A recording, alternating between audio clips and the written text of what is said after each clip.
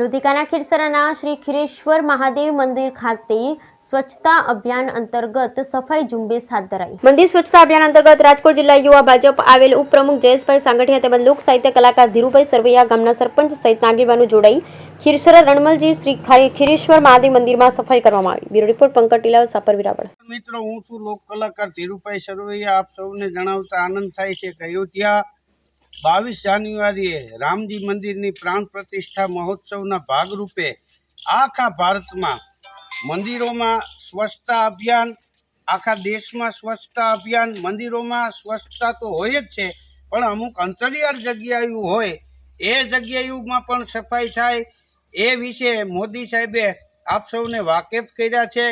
અને રામ મંદિર મૂર્તિ પ્રાણ પ્રતિષ્ઠા મહોત્સવનો આનંદ આખા ભારતને છે એટલું નહીં, આખા વિશ્વએ એની નોંધ લીધી છે। તો આ કળિયુગમાંય રામના નામનો મહિમા એવો છે કે 2 બેર દ્વારકા ત્રિવેણી જાય, 3 બેર 4 બેર કાશી ગંગ અંગ હુતે નાયતે, 5 બેર ગયા જાય, 6 બેર નેમિસાર, 7 બેર પુષ્કર में मंजन करायते, रामनाथ जगन्नाथ बद्री केदारनाथ, 10 के 10 बेर जाय पग धायते, जेते फल होत कोटि तीर्थ के स्नान किए, एते फल मिले एक राम गुण गाय के। जय सिया राम।